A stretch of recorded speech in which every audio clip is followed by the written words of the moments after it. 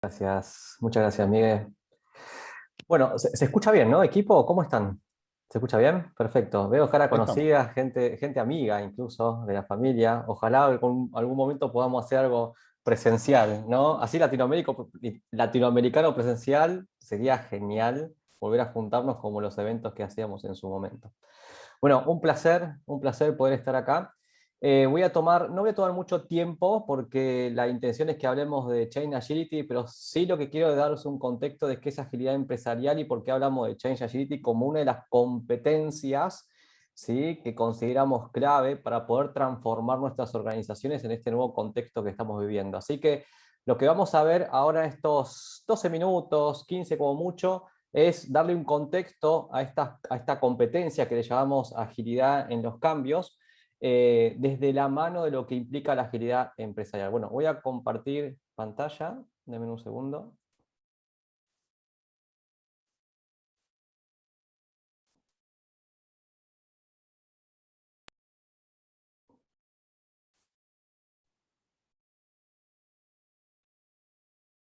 Bien, ahí se ve pantalla, ¿no? Sí, creo que estamos todos viendo.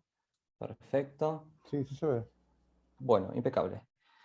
Em, Sobre mí ya no hace falta aclarar, ya me presentó Miguel.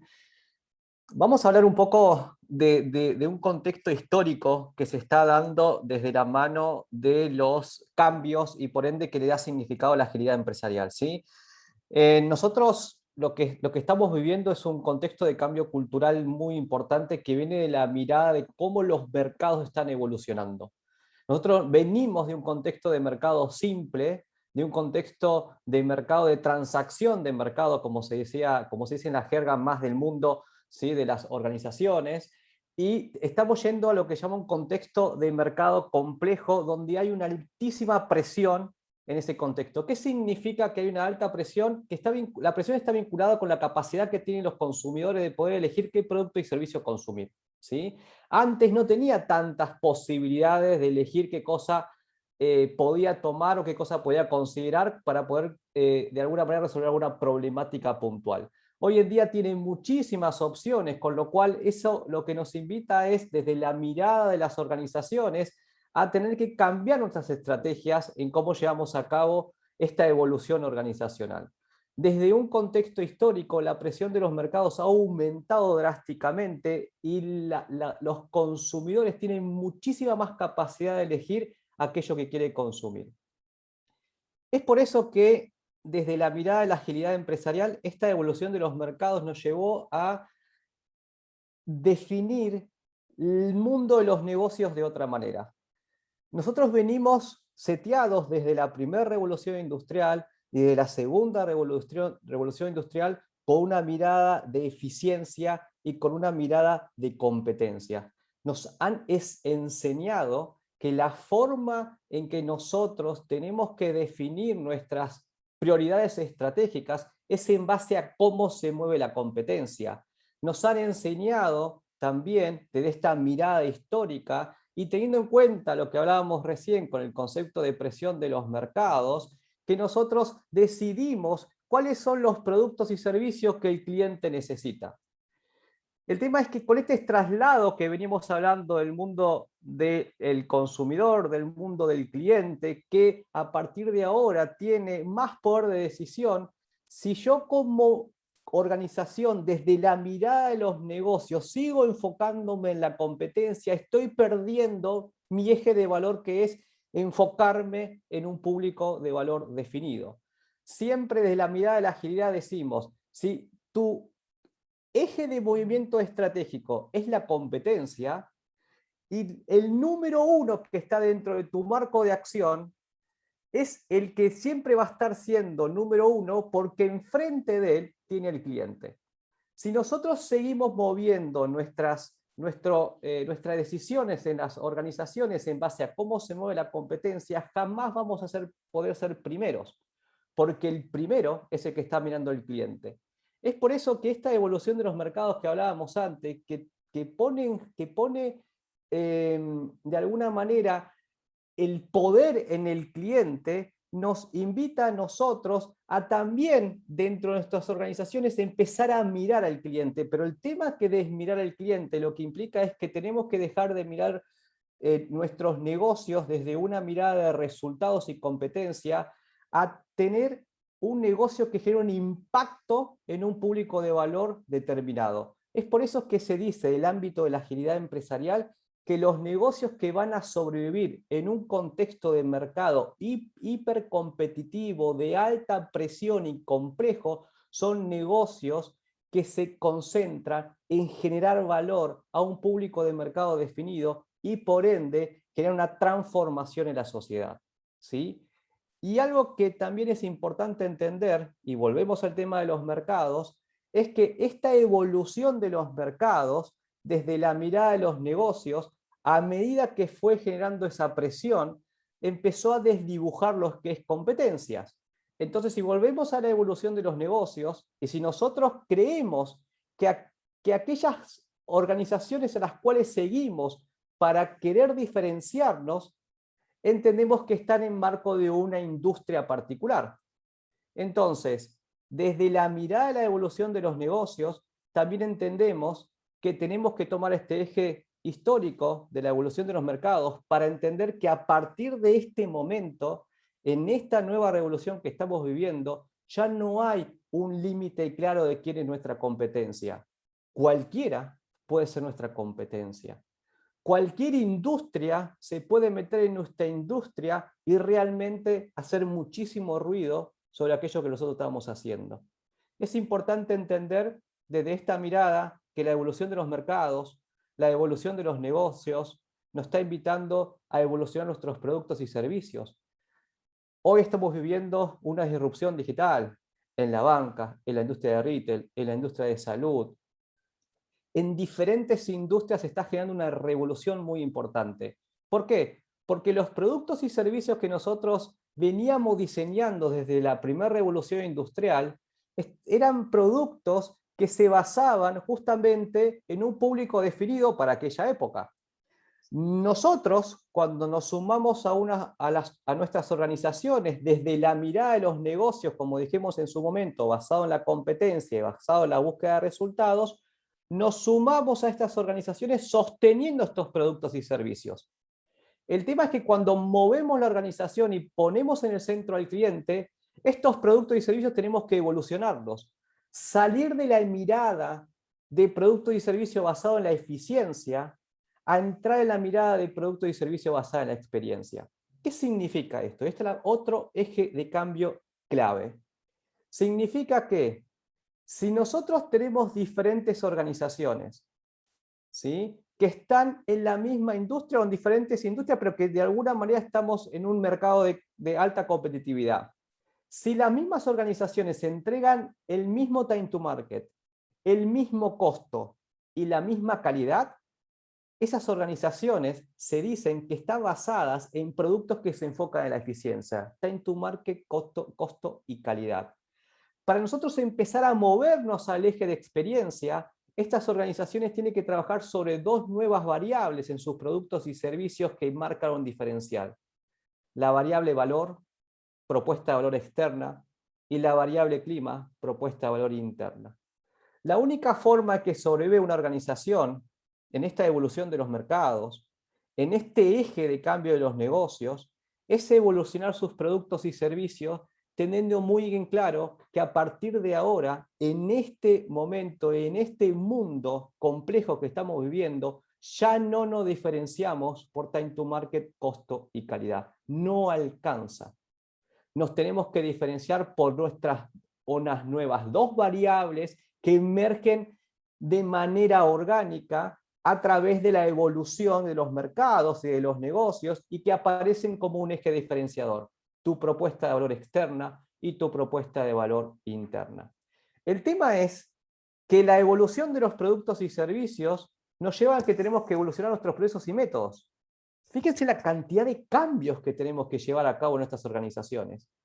Así como se mueve el mundo histórico de la presión de los mercados, mientras más por decisión tiene el cliente, de alguna manera me lleva a replantear mi mundo de los negocios, no enfocándome en la competencia, sino definiendo cuál es el impacto que quiero dejar en la sociedad, porque a partir de ahora cualquiera puede ser competencia y me toque mover el eje estratégico, y moviendo el eje estratégico tengo que evolucionar mis productos y servicios para ser diferenciales, no poniendo únicamente las variables de eficiencia, tanto marca, costo y calidad, sino poniendo en ejecución y en diferenciación respecto a mi ámbito de acción las variables de valor y clima, propuesta de valor externa y propuesta de valor interna. Eso, para poder hacer ese movimiento hacia la entrega de valor, no me queda otra que cambiar mis procesos y métodos. Nosotros venimos desde la primera revolución industrial hasta la segunda revolución industrial con una mirada de eficiencia también en los procesos y métodos. Buscamos controlar que nuestros procesos de alguna manera sigan cierto orden y no permitimos un eje de movimiento colaborativo en los procesos. No lo permitimos. Queremos que las personas sigan las reglas cuando en un ámbito de evolución de productos y servicios y por ende un ámbito de ser más competitivo necesitamos que las partes colaboren entre sí. Con lo cual, si tenemos que sobrevivir en una evolución de mercado en donde hay mayor competitividad, donde hay mayor autonomía en la toma de decisiones del cliente, donde nuestros negocios tienen que estar enfocados en un propósito de transformación y hacernos cargo de una parte de la sociedad, donde nuestros productos y servicios tienen que evolucionar de la mirada de eficiencia, evolucionar una mirada de experiencia del cliente, nuestros procesos necesitan activar su mayor eje diferencial, que es la colaboración. Son muchos los cambios que estamos viviendo. Y nos quedan algunos más. ¿Por qué? Porque esto es un cambio cultural. Lo que estamos viviendo y lo que estamos diciendo plenamente es que estamos tocando el mundo del cambio cultural. Y como todo cambio cultural, no solamente vamos a tener que tocar lo que dijimos, negocio y procesos. El cambio de cultura desde la mirada de la agilidad empresarial es una evolución estructural. La estructura de nuestras organizaciones es el mayor sistema de hábitos que existe sobre el universo. La estructura define cultura. Si nosotros no transformamos nuestras estructuras organizacionales, por más que intentemos seguir el ritmo de la evolución de estos mercados, no lo vamos a poder hacer. El tema, que es para evolucionar la estructura, tenemos que cambiar la forma de entender el liderazgo, porque son los líderes los que habilitan esta transformación cultural. Y fíjense, vamos a dar vuelta ahora. Si nosotros transformamos el mundo del liderazgo, y el liderazgo cambia, el liderazgo va a habilitar un cambio de estructura. Y si el liderazgo cambia un cambio de estructura, podemos habilitar un cambio de los procesos. Y si habilitamos un cambio de los procesos, podemos habilitar un cambio de los productos y servicios. Y si habilitamos un cambio de los productos y servicios, podemos habilitar un cambio en los negocios. Y si habilitamos un cambio en los negocios, podemos sobrevivir en un mercado competitivo. Bienvenidos a la agilidad empresarial y al mundo de los cambios. Todos estos cambios son los que tenemos que vivir y Mariano nos va de alguna manera a dar ciertos parámetros de cómo hacemos para atravesar todos estos cambios, porque son un montón. ¿Sí? Un placer y lo dejo a Mariano para que nos cuente un poco cómo atravesamos estos ejes de cambio. Bueno, gracias David. Y bueno, buenas noches a todos. Antes que nada, fui saludando a algunos ahí mientras se iban conectando, pero ahora aprovecho general a saludarlos a todos y bienvenidos a Change Agility. Y vamos a estar hablando un poquito, tomando ahí la posta de lo que dejaba David, agarrándonos de dos palabras que mencionó mucho, ¿no? Cambio y transformación. Habló mucho de cambios para transformarnos. Pero ¿qué es cambio? ¿Qué es transformación? ¿No? Primero tenemos que como asentar la base de qué es lo que estamos hablando cuando vamos a hablar de cambios en las organizaciones, de atravesar cambios o diseñar cambios en las organizaciones con este fin de transformarlas. Pero ¿transformarlas para qué? ¿Y qué significa transformar? ¿Y qué significa cambiar? ¿Cuándo estoy cambiando? ¿Cuándo me estoy realmente transformando? ¿Sí? Son dos palabras que van a resonar mucho, las vamos a mencionar mucho, pero está bueno empezar a entenderlas, ¿no? Y desde esta competencia, sobre todo que es Change Agility, que es la competencia del cambio, está bueno empezar por esa base, ¿no? Entender de qué es cambio, qué es transformación, porque de ahí se va a empezar a desmembrar todo lo que implica Change Agility. Así que los invito, espérenme un cachito que les comparto pantalla. porque los voy a invitar a que ingresen a Menti. Yo igual acá les comparto el link por si quieren ingresar, pero si no entran a menti.com y ahí tienen el código básicamente. Esperen que lo voy a agrandar. Ahí está. Y un poco el disparador de esta charla, ¿no? Como para empezar a hablar de cambio, transformación, de Change Agility, es preguntarles a ustedes, ¿no? ¿Qué entendemos por cambiar? Cuando hablamos de cambio, cuando hablan de cambiar, ¿a qué se refieren? ¿A qué nos estamos refiriendo cuando hablamos de ese cambio? Pensemos en la palabra cambio, ¿sí? Y empiecen a ver qué les surge. No estamos buscando definiciones exactas ni la más correcta, no hace falta que nadie salga corriendo a Google ahora a buscar qué significa cambio, sino simplemente qué les trae a ustedes la palabra cambio. ¿Qué cualidades, qué características, qué implica un cambio? Empecemos a hacer una burbuja ahí de palabras de qué es cambio para ustedes o qué palabras son las que más les empieza a resonar cuando hablamos de cambio. Ahí empezamos a ver algunas: innovar, adaptarse, evolucionar, flexibilidad, mejorar. Yo, apareció un yo, me llama la atención el yo. Está bueno para hacer un doble clic ahí a ver qué. Bien, evolucionar parece ser como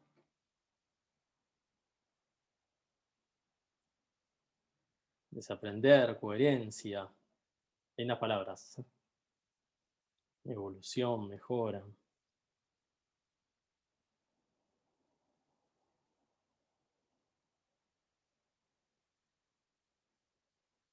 Bien.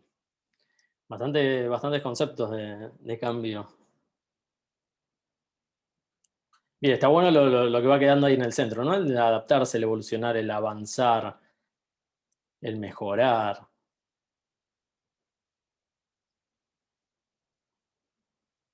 Bien.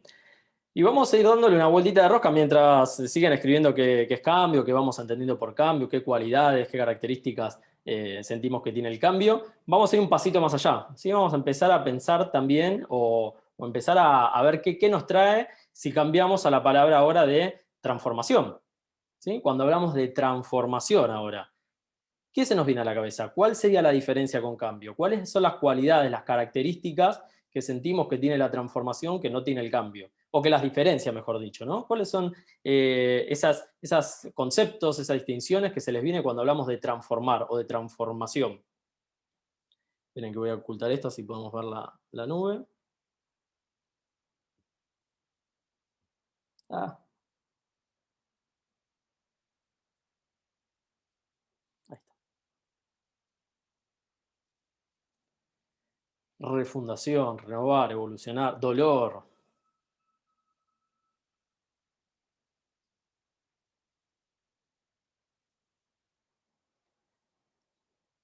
Disrupción, cambio de paradigmas. Ahora vamos a charlar un poquito de ese cambio de paradigmas. Cambios profundos. Diverger, leí por aquí, se me fue. Actualizar, avanzar. Estoy leyendo el chat también, ¿eh? Los que no pueden participar de Menti también, si quieren, pueden aprovechar el chat, los medios que tenemos.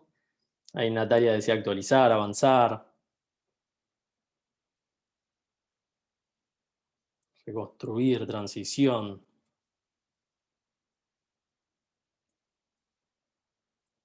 Otra cosa.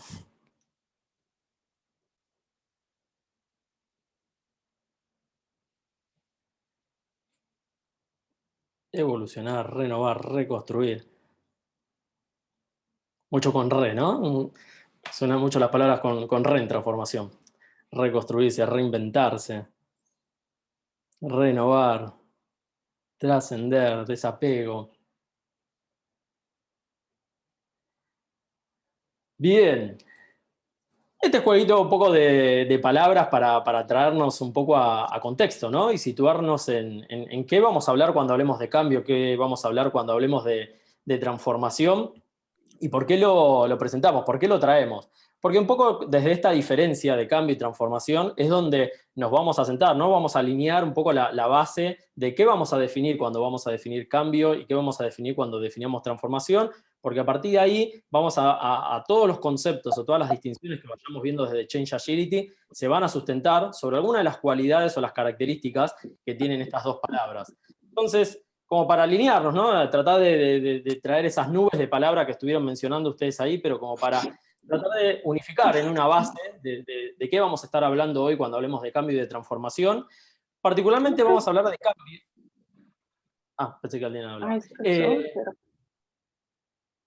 Particularmente vamos a hablar de cambio como un poderoso elemento externo que trae incertidumbre y que provoca un efecto o una reacción emocional en las personas. ¿Sí? Fíjense que si empezamos como a deshilachar un poquito, a desmenuzar esta definición de cambio, podemos ver que tiene como dos características esenciales. Por un lado trae esto de incertidumbre, ¿no? Es un poderoso elemento externo que trae incertidumbre. Cuando hablamos de incertidumbre, significa que el cambio va a ser una hipótesis de cambio. Es decir, a ciencia cierta, no vamos a conocer el resultado o el impacto que ese cambio va a generar.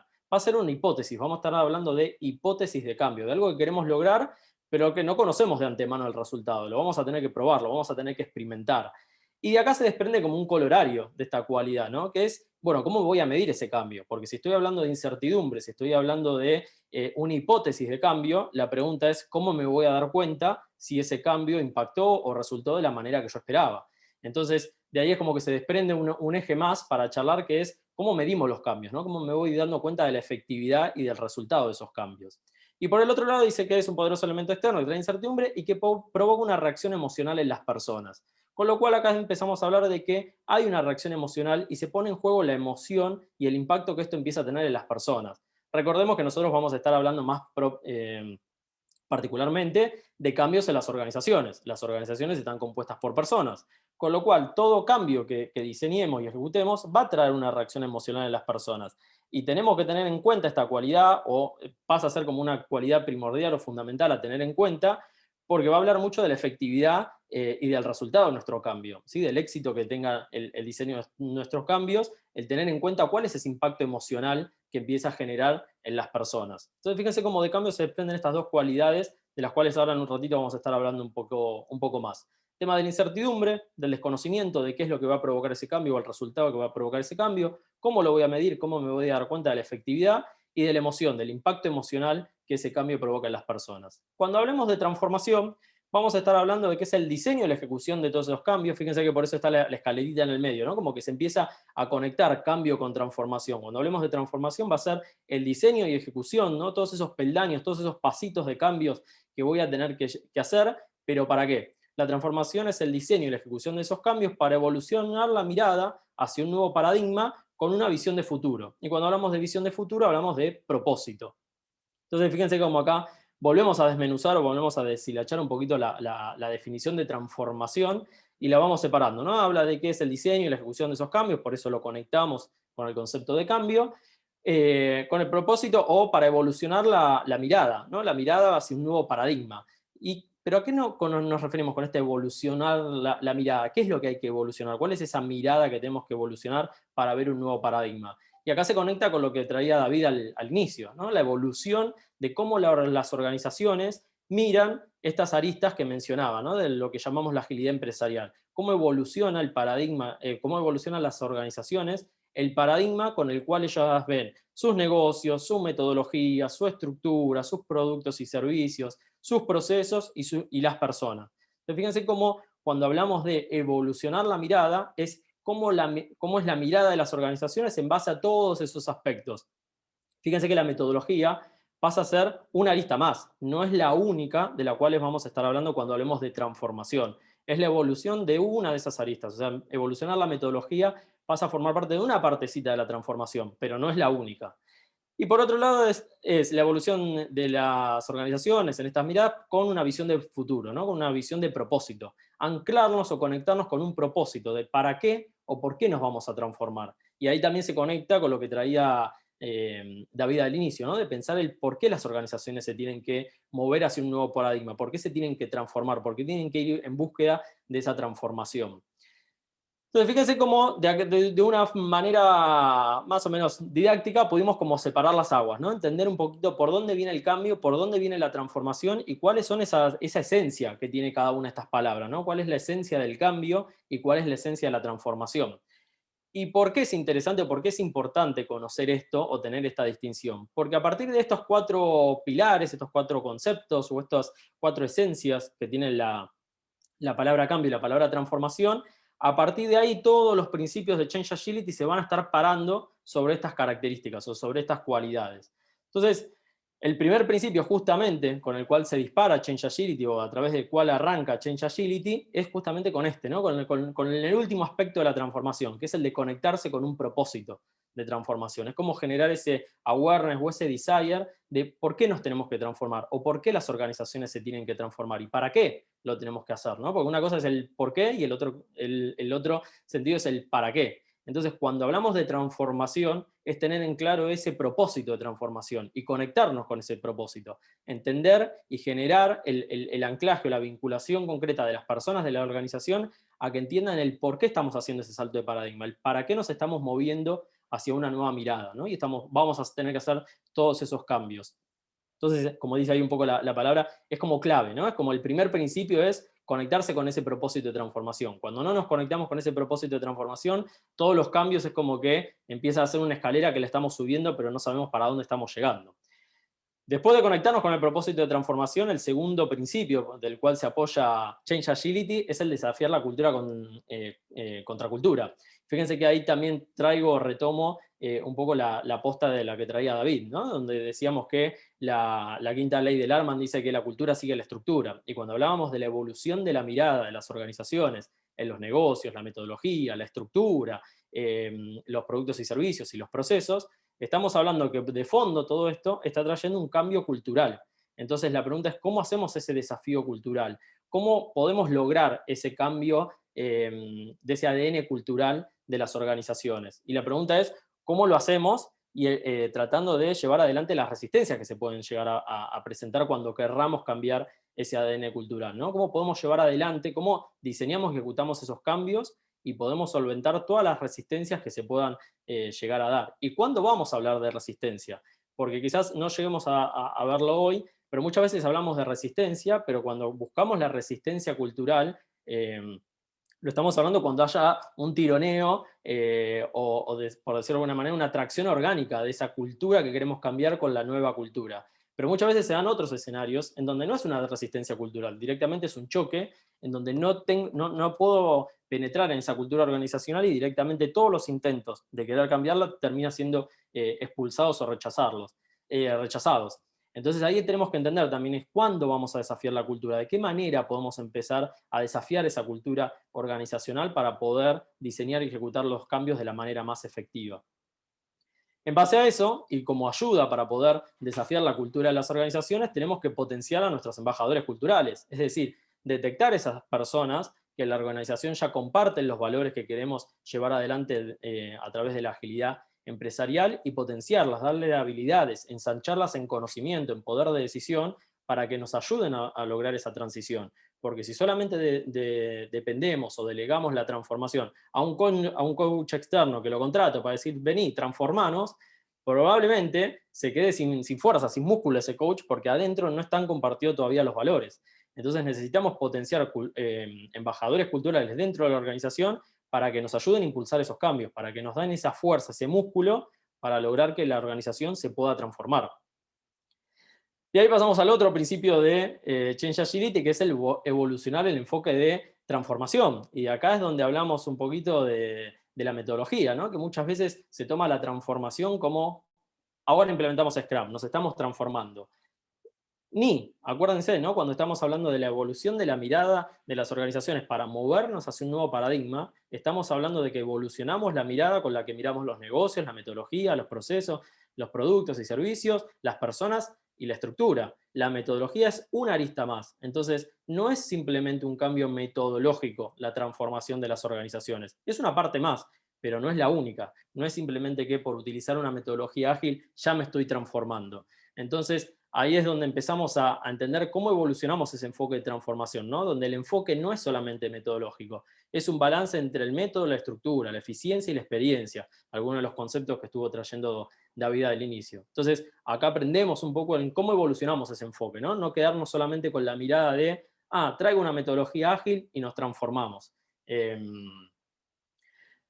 Luego, otro de los principios de Change Agility es el de generar el contexto para la transformación, ¿no? De cómo transformamos una organización, porque si estamos viendo a la transformación con todas estas aristas de estructura, metodología, procesos, sistemas, producto, estoy viendo la complejidad de la organización por completo. Entonces, ¿cómo hago esa transición a un nuevo contexto de organización, ¿no? Una organización que se transforme, que se redefina, que piense nuevamente todos sus aristas. Entonces, tengo que ver cómo afronto toda esa complejidad y cómo hago esa transición de una manera lo más orgánica posible, ¿no? Que no sea lo más disruptivo. Entonces, es empezar a pensar ese macheo, ¿no? Cómo empiezo a redefinir o refundar la organización pensando en estas aristas en las cuales se sostiene. Entonces, genero todo el contexto para que esa transición sea lo más orgánica posible, para que esa transición de la complejidad o la estructura, las personas, el liderazgo, los productos y servicios, los negocios de la organización, transicionen de la manera más orgánica posible. Luego, uno de los últimos ya casi principios de Change Agility es diseñar experimentos de gran impacto. Acá ya nos empezamos a meter más en la naturaleza de los cambios, ¿sí? Empezamos a pensar en cuándo tengo que ser más radical, cuándo tengo que ser más directivo, cuándo tengo que hacer cambios más orgánicos, cómo le doy velocidad a la transformación. ¿Sí? Nos metemos ya en el diseño y ejecución de esos cambios pensando en la naturaleza. No siempre todos los cambios van a poder ser radicales, no todos los cambios van a poder ser directivos. A veces voy a tener que buscar ese balance entre hacer cambios que por ahí aceleren de alguna manera la transformación y otros cambios que se vayan traccionando a medida que la organización se va transformando, va evolucionando. Entonces, algunos cambios voy a tener que dejar que simplemente evolucionen solo, que se vayan traccionando por la misma transformación, y en otros casos voy a tener que ser más directivo y más radical en la implementación de esos cambios. Entonces, ¿cuándo hago uno? ¿Cuándo hago otro? ¿Cuándo me conviene hacer uno? ¿Cuáles son las ventajas de hacer uno? ¿Cuáles son las desventajas de hacer el otro? Entonces, eso es algo también que vemos un poquito en Change Agility, en este proceso de cambio y de transformación. Finalmente, empezamos a ver después el cambiar el enfoque de intervenciones, que está muy relacionado a la arista de cambio del impacto emocional, ¿no? Que hoy ahora nos vamos a meter un poquito más en detalle en esto. Pero ¿cómo genero esa reacción emocional a las personas? O mejor dicho, ¿cómo trato de intervenir con las personas cuando se les genere esa reacción emocional? ¿No? Esa resistencia que siempre hablamos que se empieza a generar en las personas ante un cambio. Bueno, ¿cómo lo abordo? ¿Cómo hago esa intervención en las personas? Y no solamente en las personas, vamos a hablar de madurez de las personas, los equipos y las organizaciones. Lo vamos a ver en 3 niveles, porque cada uno puede tener un estadio de maduración diferente, y nosotros como Scrum Master, facilitadores, agentes de cambio, coach ágiles o lo que fuese, tenemos que ver de qué manera intervenimos o de qué manera acompañamos tanto a personas, equipos o a la organización en sí para que ese impacto emocional sea lo más llevadero posible, ¿no? Ahora igual, esto lo dejo medio ahí en pausa porque ahora nos vamos a meter un ratito en esto. Y finalmente, como último principio de Change Agility, esto es simplemente como para hacer un overview de qué es todo lo que implica Change Agility, ¿no? Esta competencia del cambio. Hoy, por tema de tiempo, no vamos a poder ver todo esto, pero sí nos vamos a meter en aquellos principios que atañen más a la parte emocional de los cambios, ¿no? Esto de la resistencia que se produce cuando queremos diseñar y ejecutar cambios en las organizaciones. Pero el último principio es esto de sostener el cambio a todo nivel, ¿no? En cómo, como agentes de cambio, facilitadores, Scrum Master, nuevamente, seamos personas que dejen instalada capacidad, ¿no? Cómo desarrollamos esas habilidades o esas competencias dentro de la organización para que nosotros nos convertamos en personas que en algún momento se puedan como hasta desaparecer, ¿no? Nos vayamos diluyendo de la transformación para que la transformación continúe sola, por decirlo de alguna manera. Que el cambio o la transformación o la evolución de las organizaciones sea una constante en el tiempo, que no necesitemos siempre tener un agente de cambio que esté ahí velando porque se dé la transformación. Al inicio seguro que va a estar, pero cómo generamos o cómo instalamos capacidades dentro de la organización y cómo diseñamos esos cambios para que se generen esas capacidades dentro de la organización para que el cambio se sostenga y evolucione solo en el tiempo. ¿Sí? Este es un poco como el repaso de qué es todo lo que implica Change Agility, ¿no? Los conocimientos, distinciones y todo lo que abarca esta competencia del cambio, el diseño y la ejecución de los cambios para transformar organizaciones hacia la agilidad empresarial. Hoy no vamos a repasar todo esto, ojalá muchos de ustedes los vean en el curso de Change Agility, donde vamos a entrar más en profundidad en cada uno de estos principios y nos vamos a embarrar con cada uno de ellos y vamos a entrar bien en detalle. Hoy vamos a quedarnos con algunas de estas aristas o algunos de estos principios para entrar en la parte más de resistencia a los cambios, ¿no? o el impacto que generan los cambios cuando los diseñamos o los queremos llevar a la organización. Entonces, voy a hacer una pausa como para ver cómo venimos, más que nada. ¿Venimos bien? ¿Alguna pregunta así chiquita antes de continuar? ¿Vamos bien? Perfecto.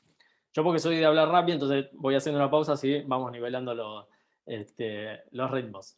Bien, entonces nos metemos en los cambios, ¿sí?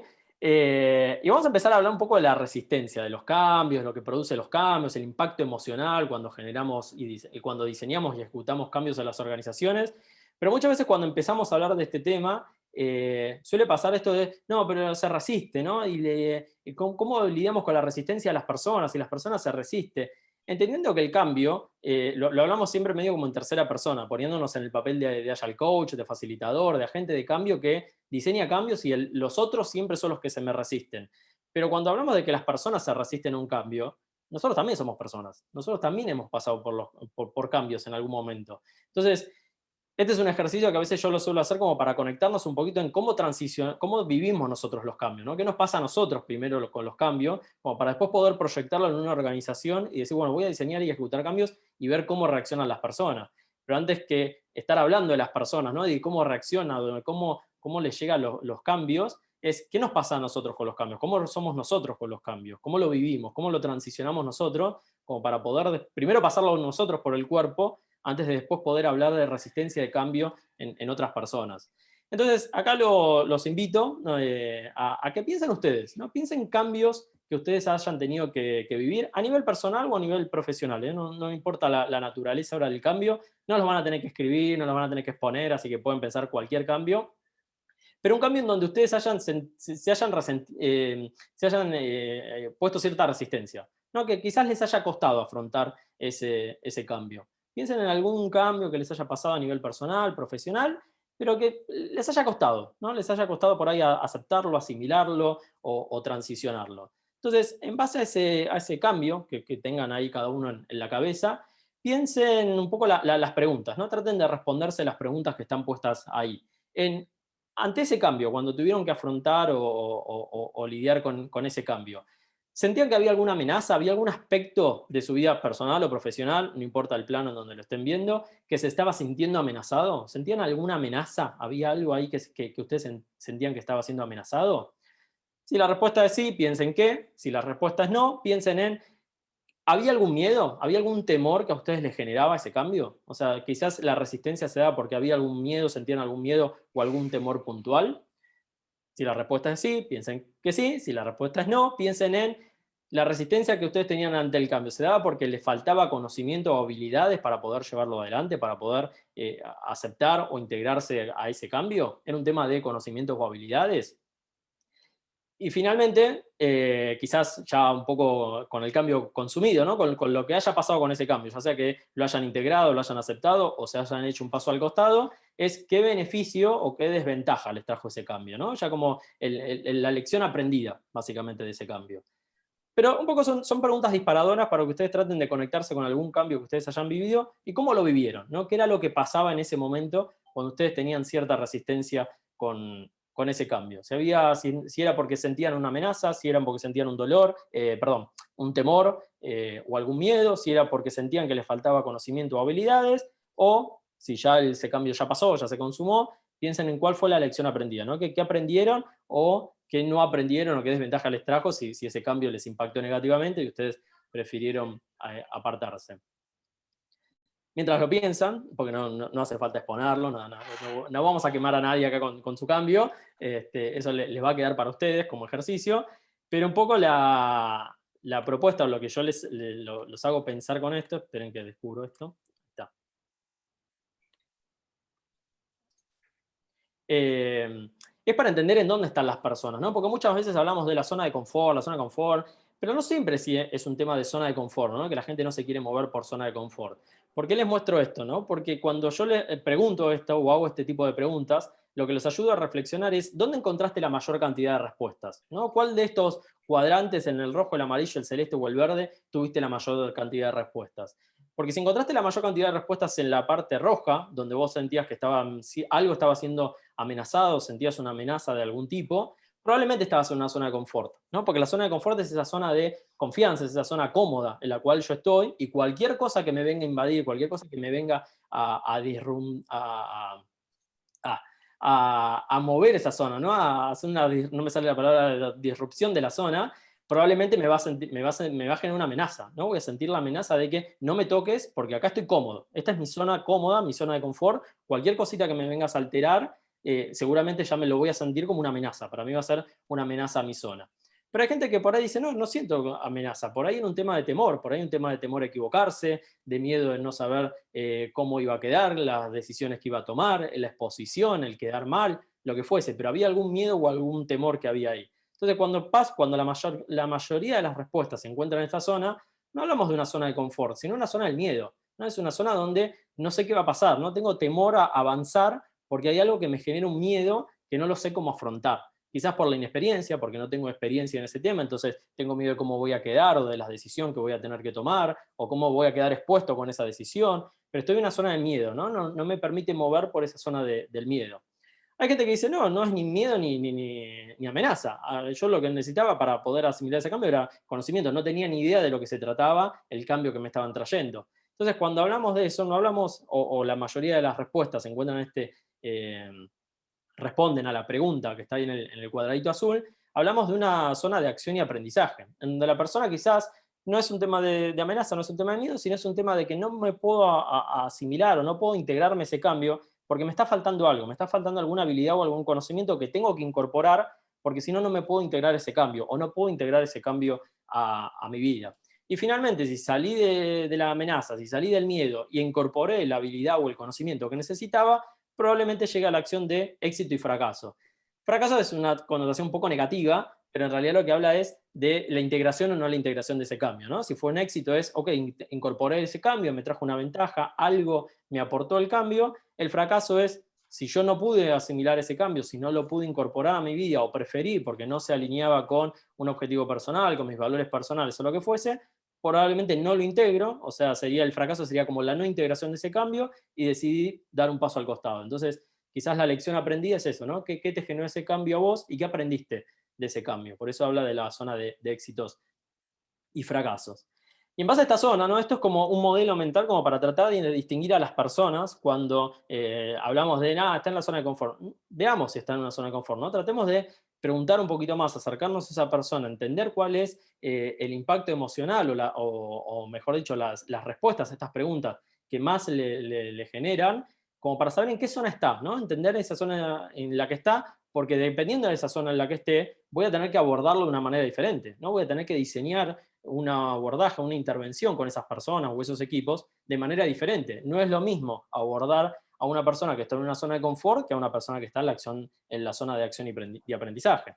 Ahora nos vamos a meter en el nivel de intervención, pero esto es simplemente como un modelo mental para tratar de entender cuando se presenta un cambio o una resistencia, tratar de ubicarlo mentalmente en dónde está esa persona, qué es lo que le está pasando a esa persona.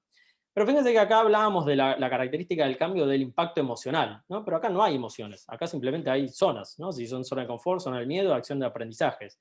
Pero cada una de esas zonas, esperen que estoy haciendo lío, cada una de esas zonas tiene relacionado de alguna manera, ahí está. Cada una de esas zonas tiene relacionado lo que hablábamos de la característica del cambio, ¿no? La emoción, cómo se... esperen que haga un cachito más, ahí está. Cómo se asocia la emoción, el impacto emocional que las personas van teniendo según esta zona en la cual se vayan encontrando. Esta es una curva de emociones que la hizo un psicólogo organizacional. En uno de los cursos me dijeron que tiene mucha similitud con una curva de emociones de cómo uno transiciona con la muerte. No nos vamos a meter en ese terreno, nos vamos a quedar en el plano organizacional, pero es un poco la curva de emociones por la cual transita una persona cuando se enfrenta al cambio, ¿no? Primero viene ese impacto de sorpresa, esa emoción de sorpresa ante el cambio, que es el primer shock que tenemos cuando sabemos que algo vamos a tener que cambiar o cuando se avecina algún cambio que nos va a cambiar nuestra realidad. Después pasamos a un estadio de negación, ¿no? Ese momento donde dicen, no, eso olvídate, no, eso acá no funciona, no, eso acá no lo vas a poder implementar, no, eso es imposible, ¿no? Es el no constante. Y fíjense que esa parte de sorpresa y negación se asocia mucho con la zona de confort, ¿no? Son las emociones que suelen aparecer en esa zona. ¿Por qué? Porque si yo estoy en mi zona de confort, estoy en la zona cómoda, en donde no quiero que nadie me venga a alterar esta zona, seguramente que las emociones que más van a aflorar es la de sorpresa y la de negación. Es no vengas con eso acá porque me vas a disrumpir mi realidad, ¿no? Algún cambio me vas a hacer en mi realidad y no es lo que justamente quiero porque estoy en mi zona de confort. Entonces es como una forma de distinguir también en cuál es la emoción que está transitando esa persona o el impacto emocional que está teniendo ese cambio de la persona para tratar de distinguir en qué zona está y cómo lo voy a ayudar, cómo lo voy a ayudar a transicionar y salir de ese estadio. Pasada la zona de negación, entramos en la zona de frustración, ¿no? La zona de frustración es cuando está pasando algo que no era lo que yo esperaba, entonces ahí me empieza a generar frustración, depresión. Depresión es una palabra también con una connotación un poco negativa, no es que va a salir todo el mundo a correr a comprar ansiolíticos, sino depresión en el sentido de que se va a ver alterado mi estado de ánimo, ¿no? Me voy a deprimir porque algún cambio en mi emoción, en mi estado de ánimo me va a generar. Entonces fíjense que esas sensaciones o esas emociones de frustración y depresión también están asociadas muy a la zona del miedo. Ya no es la de confort, ¿no? Ya asumí, por más que me niegue, ya sé que el cambio va a pasar. Entonces, la negación ya no me sirve. Ya paso a la zona del miedo porque es esa incertidumbre o esa frustración de que quizás no sé cómo tengo que actuar. O me genera ese miedo de si actúo, si voy a estar bien, si me voy a equivocar, cómo se va a ver mi error, cómo se va a ver mi equivocación. Entonces empieza a aflorar o generar esas emociones.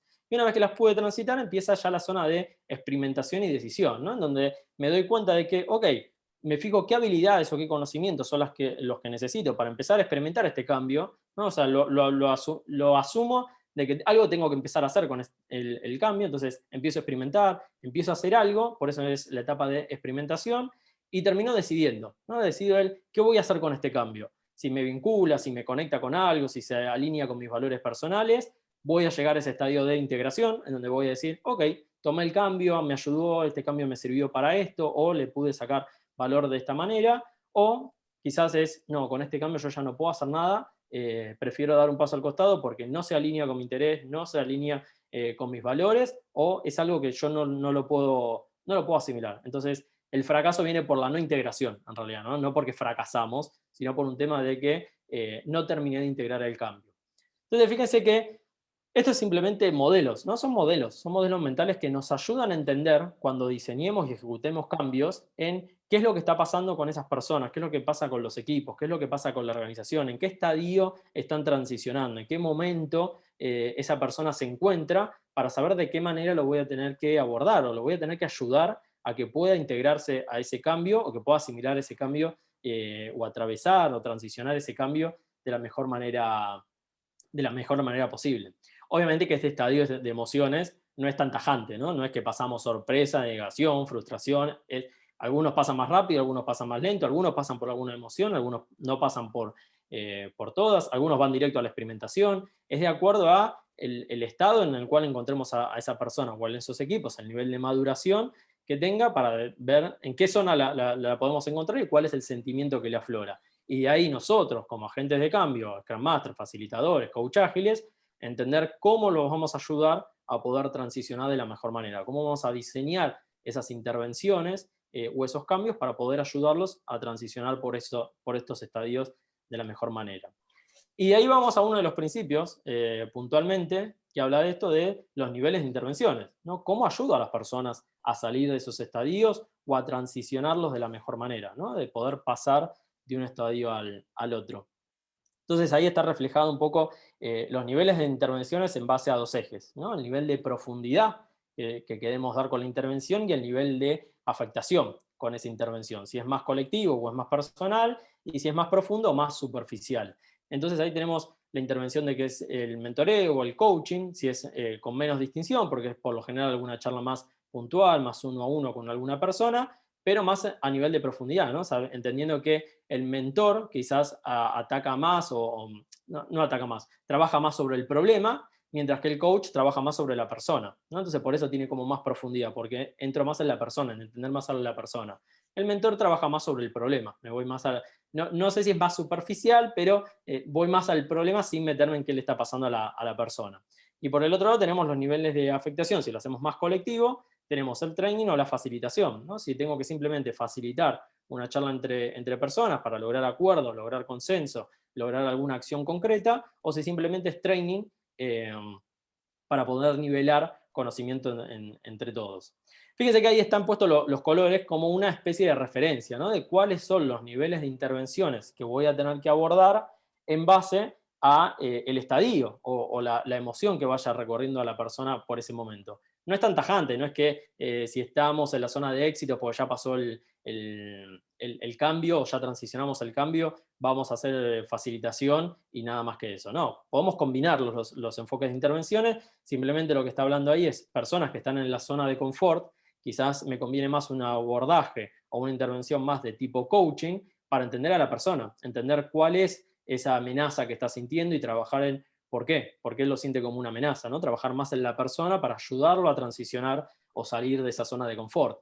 Si estamos hablando de la zona del miedo, que es la zona amarilla, quizás me conviene combinar un abordaje más de mentoreo, ¿no? Porque quizás es el miedo a exponerse, es quizás el miedo a la inexperiencia, entonces alguien que puede mentorearlo desde la experiencia justamente, ¿no? De alguien que por ahí ya haya pasado por esa situación, lo puede ayudar, lo puede mentorear en tratar de diluir todos esos miedos que la persona pueda llegar a tener.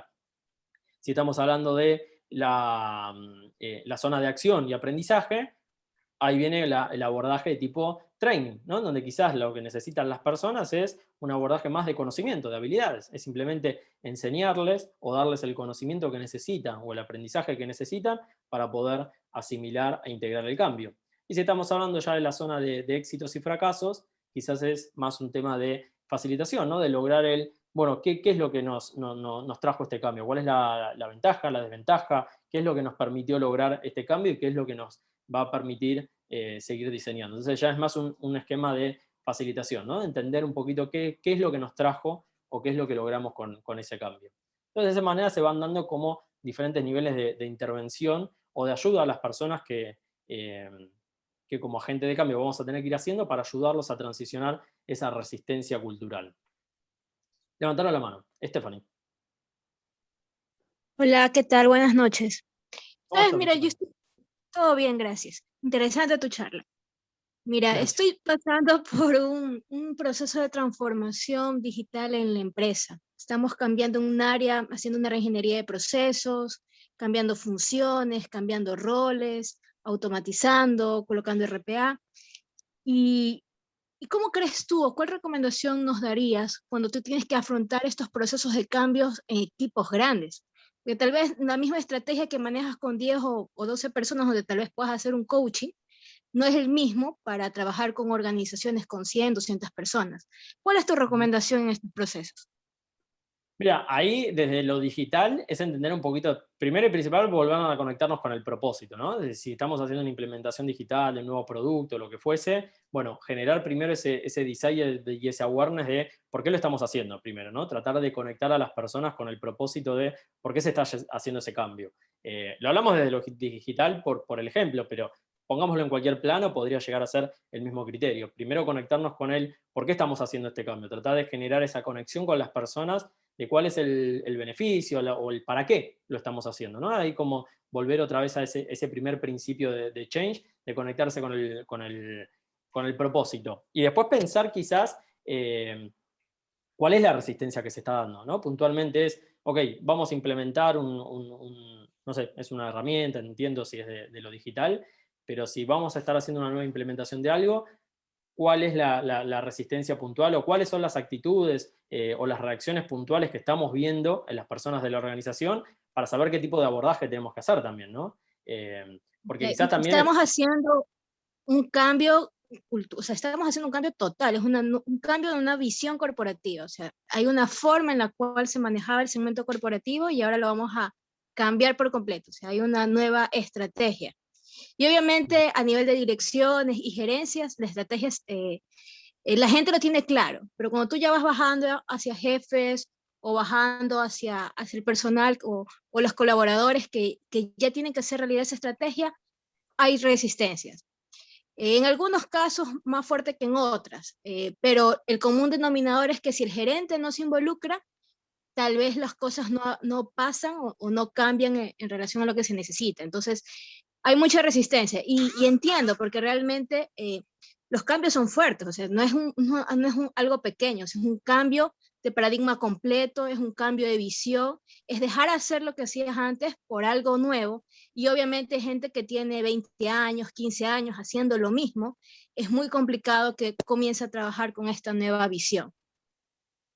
Claro, bueno, ahí te va a ayudar mucho quizás este modelo de las zonas, ¿no? Y sobre todo en esos mandos medios. No sé el cambio de estrategia que están haciendo, pero supongamos, o vamos a poner como hipótesis, que ese cambio de estrategia por ahí implica esto, ¿no? Que los mandos medios o quizás o pierden cierta, no sé llamarlo autoridad, pero por ahí ciertas funciones o de cosas que estaban haciendo que por ahí ahora las pierden, ¿no? Tienen un poco de pérdida de poder, si queremos ponerlo en ese plano, o tienen que cambiar sus responsabilidades, o tienen que cambiar su rol. Probablemente ahí puedas detectar personas que estén en esta zona de confort, ¿no? No decir, pará, yo soy jefe, soy gerente, me cambias una nueva estrategia donde estoy cambiando mi rol, estoy cambiando mis responsabilidades, probablemente no quiero que me toques mi zona de confort, ¿no? No quiero perder la gente que tenía a cargo, no quiero perder la autoridad que tenía en mi área, o en mi zona de trabajo. Entonces, probablemente ahí se esté dando una resistencia más de esto de la zona de confort. Quizás la intervención, ahí por más que hagas capacitaciones y capacitaciones y capacitaciones, fíjate que no condice, ¿no? Porque si es una persona o son personas de mandos medios que están en una zona de confort, donde están sintiendo una amenaza de que están perdiendo algo, status quo, poder, autoridad, lo que fuese, pero hay algo que se está sintiendo amenazado. Y uno como estrategia plantea capacitaciones para todos y no te va a ayudar, porque fíjate que ahí justamente condice, ¿no? La capacitación te va a ayudar. Tienes toda la razón, porque realmente comenzamos con capacitación y no funciona.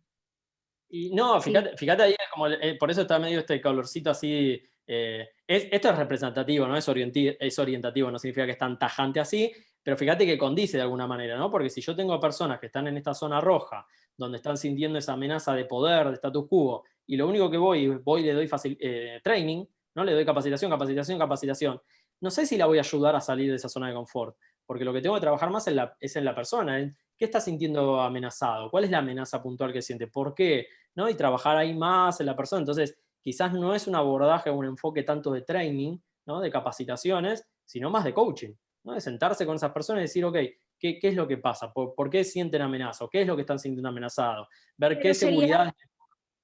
trabajar en coaching hacia las jefaturas y que luego a su vez ellos vayan bajando a sus equipos de trabajo. Sí, sí, ojo, no lo tomemos tan tajante. Con las personas Ah, no. ahí donde yo puedo tomar jefaturas, gerencias, donde por ahí puedo sentir que están en una zona de confort, trabajo en coaching. Si voy más abajo, hay que ver qué es porque por ahí los equipos se están resistiendo. Ahí sí, quizás es porque dicen, pará, me estás dando una nueva herramienta, una nueva estrategia de la cual no tenemos conocimiento, no sabemos lo que tenemos que hacer. Quizás ahí el abordaje sí es training. Quizás ahí te convenga decir, ok, capacitémoslo, ahí sí demos capacitaciones, porque quizás la gente lo que necesita es el conocimiento. Necesito que me comentes, que me expliques qué es lo que tengo que hacer porque no lo sé. Pero por ahí en la gerencia no es un tema de que me resisto porque no sé lo que tengo que hacer, sino porque estoy perdiendo poderío, ¿no? O estoy perdiendo mi status quo, o estoy perdiendo autoridad. Entonces, por eso ahí es nivelar o ir combinando enfoques de intervenciones. Quizás con algunos es training, pero con otros es coaching, y quizás con otros es mentoreo incluso. No sé, ¿no? Habría que ir ahí caso puntual e ir chequeando. Pero fíjate un poco ahí el ejemplo que ponía, cómo se contrarrestan o como que no tiene cierta analogía, ¿no? Lo de si estamos en zona roja, en zona de confort, el training no sería por ahí la intervención más eficaz. No significa que no sirva, pero no sé si es la que más resultados o más impacto te va a generar en ese caso. Ok, Pero, gracias. no, por favor. Fernando. Sí, ¿qué tal?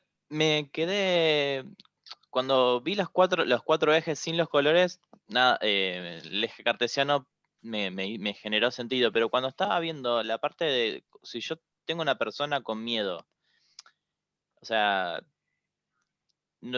para mí esa persona lo voy a tener que tratar, el miedo está dentro del ser, está dentro de los hábitos, o sea, tiene miedo a afrontar algo, yo eso, a esa persona por ahí lo trataría más con coaching, Sí. más que con mentoring. Y en cambio, mentoring capaz que lo veo más relacionado con la parte de si me faltan conocimientos. Entonces, training y mentoring, o sea, depende si son muchos o es uno solo, por ahí elijo Sí. una o la otra.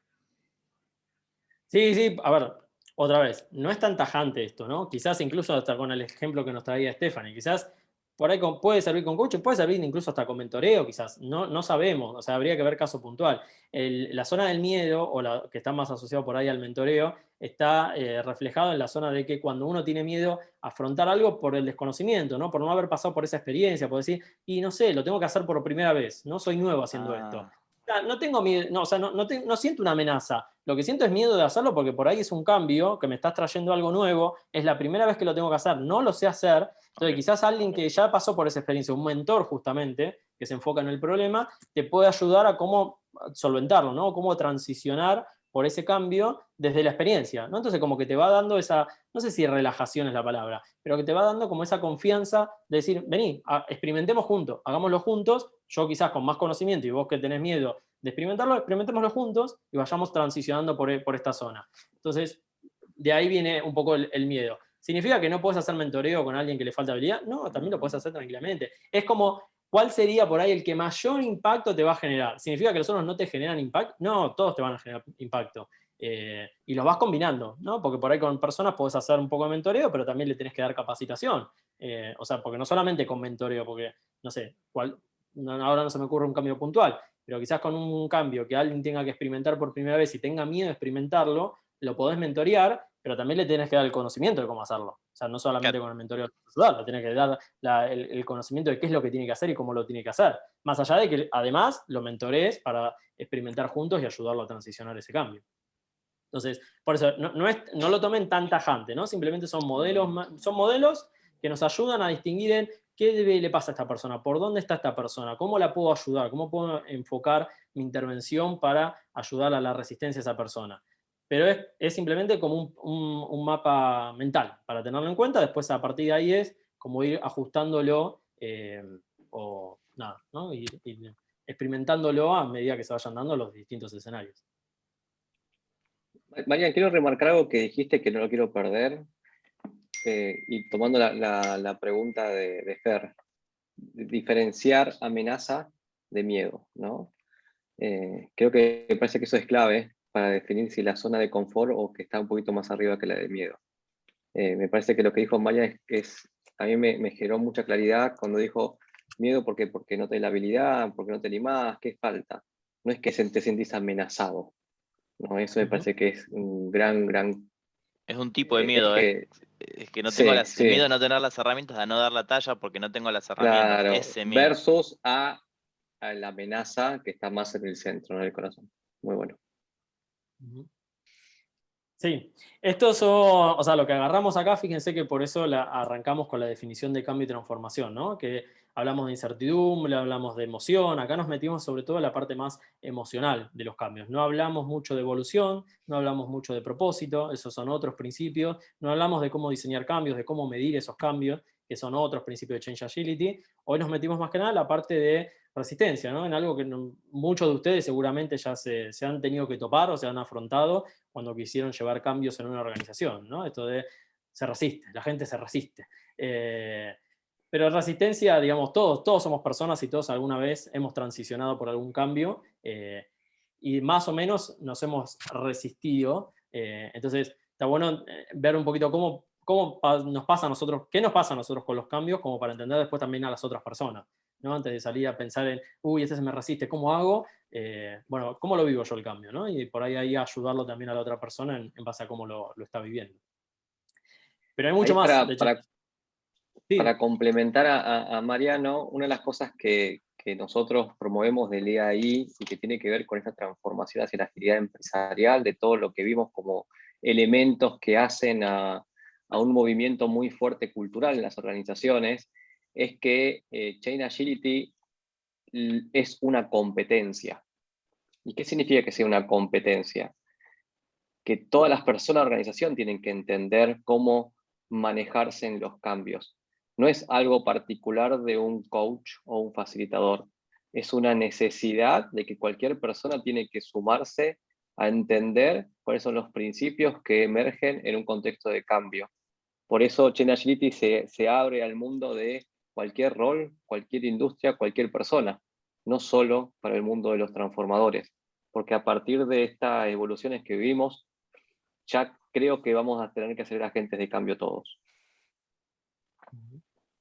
Y está muy relacionado con el último principio que les mencionaba de Change Agility, de sostener el cambio, ¿no? De cómo generamos estas habilidades y competencias en la organización para dejar instalado este conocimiento, ¿no? De que todos puedan ser agentes de cambio, ¿no? Que no tengamos que depender solamente de un agente de cambio que tenga esta competencia, porque el día que ese agente de cambio se me va, ¿qué pasa con la transformación? ¿No? O sea, se me cae, porque le estaba sosteniendo los agentes de cambio solamente, que eran los que tenían el conocimiento de la competencia. Entonces, ¿cómo sostenemos la transformación? Es generando esas habilidades o generando las competencias dentro de la organización para que la evolución y la transformación se sostengan en el tiempo. Josh, ¿dije bien el nombre? Josh, sí, muchas gracias. Pues bueno, yo me agregué a esta sesión porque justamente es la tercera vez que me contrata una empresa para hacer una transformación digital. La experiencia la tuve en gobierno federal aquí en México, 12 años con el gobierno federal, 2 años para un banco español y ahora me acaban de contratar para llevar la transformación digital para una ensambladora de autos, Autocom, que es parte de Nissan, y justamente me ha dado mucha pista de este curso o esta plática de lo que sé que hacer, ha afinado algunas cosas y les agradezco. Nada más así en conclusión, quiero exponerles que a las personas que quieren hacer una transformación digital es hacer un plan antes de tratar de hacer una transformación, conocer a todos los entes, todos los roles, todas las personas, y de ahí, como comenta Mariano y David, detectar quiénes son los entes que tienen, pues como que más renuencia al cambio y hacer un plan para esos cambios, ¿no? Y hay personas que van a estar como a favor de los cambios, y más cuando es una transformación digital, de nuevos sistemas, nuevas tecnologías, ahí es mucho trabajo y mucha paciencia. Entonces, es todo por mi parte. Muchas gracias, chicos. Está muy interesante el tema. Gracias, gracias, Josh. Sí, como les digo, ¿no? Les hice este overview de los principios de Change Agility al inicio para mostrarles simplemente que hay mucho más que esto, ¿no? O sea, esto es una partecita y acá nos metimos de estas 4 aristas de cambio y transformación en lo que es la partecita ahí de la característica de cambio, la parte más emocional. Pero todavía nos quedan todas las demás, ¿no? De cómo diseñamos cambio, cómo los medimos, cómo generamos contexto, cómo evolucionamos la mirada en metodología, procesos, negocios, estructura, personas, cómo nos conectamos con un propósito, cómo diseñamos ese propósito de transformación. Nada, hay mucho más de Change Agility. Ojalá muchos de ustedes los vea pronto en algún curso. Pero bueno, hoy por lo menos era dar este panorama de lo que es la resistencia, y un poco también ahí asociado a lo que decía Josh, que eso también lo vemos, ¿no? Es como, ¿cuándo es el escenario realmente como para poder plantear una transformación? Porque pasa esto, ¿no? De si estamos en el escenario en donde solamente dependemos de un agente externo, pero adentro no tenemos personas que compartan los valores de la agilidad empresarial, no estén conectadas con el propósito, probablemente más que de resistencia se dé un choque directamente, ¿no? Y termine, o la organización misma pague la transformación, o el agente se vaya, ¿no? Se termine como yendo solo, entonces termina siendo expulsado y no podemos hablar de transformación porque no se da el contexto, ¿no? No se da el escenario para que eso pase. Cuando hablamos de desafío, de resistencia cultural, es cuando tenemos un agente externo, tenemos esta mirada externa para desafiar cultura contra cultura, pero dentro de las organizaciones tenemos estos potenciales embajadores culturales que nos van a ayudar a que la transformación sea un éxito. Y se va a dar una resistencia, seguro que se va a dar una resistencia, pero va a ser una resistencia sana, ¿no? Va a ser como un tironeo constante entre dos culturas, entre una que quiere prevalecer y otra a la cual se quiere transicionar. Pero se tiene que dar ese contexto como para poder hablar de resistencia o de desafío cultural.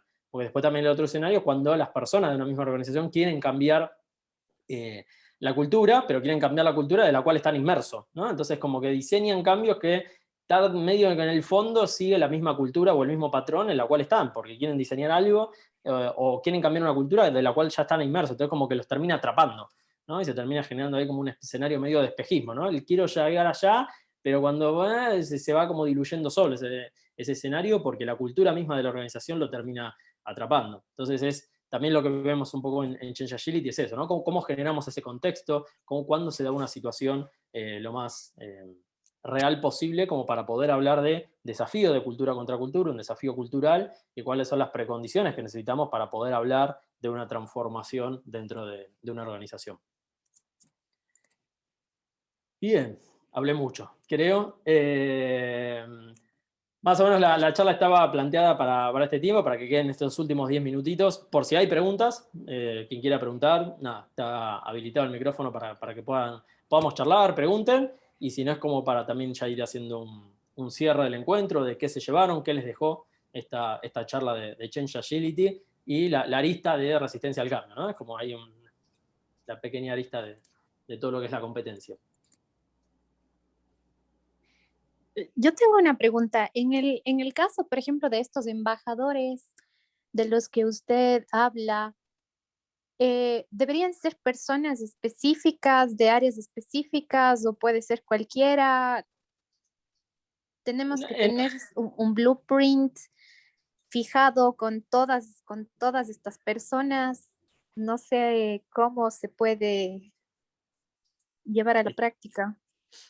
Está buena la pregunta, da para otra charla de otro ratito más, pero sí por lo menos te doy una respuesta. No lo hacemos no es un tema por ahí de área, ¿no? De personas de este área sí, personas de este área no, sino es más que nada de detectar los valores de la agilidad empresarial, cuáles son estos saltos de paradigma, qué es lo que se busca, que va a potenciar o va a ayudar a poder realizar la transformación organizacional, y cómo detectamos en qué personas, mejor dicho, detectamos estos valores, ¿no? Que ya están compartiendo estos valores y están conectados con el propósito de por qué la organización se tiene que transformar.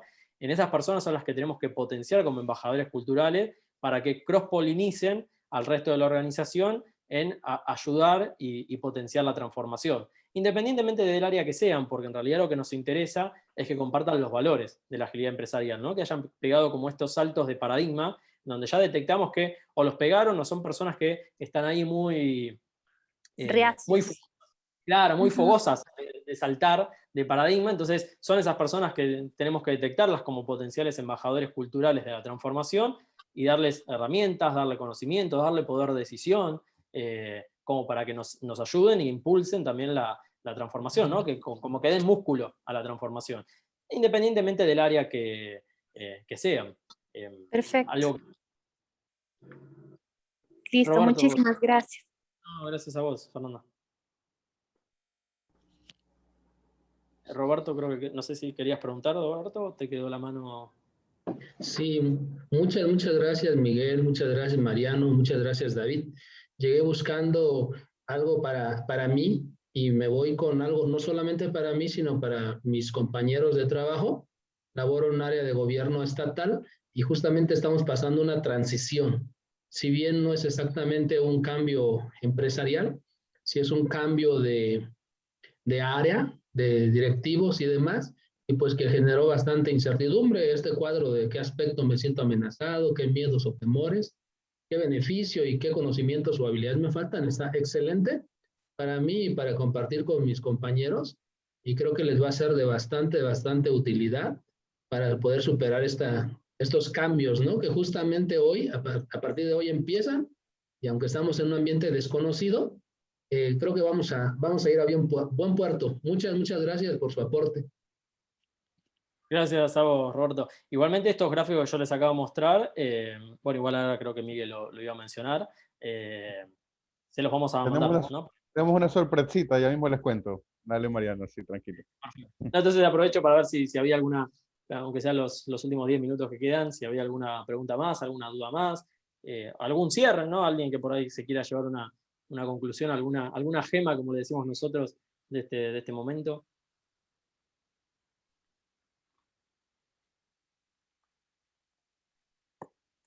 Estamos.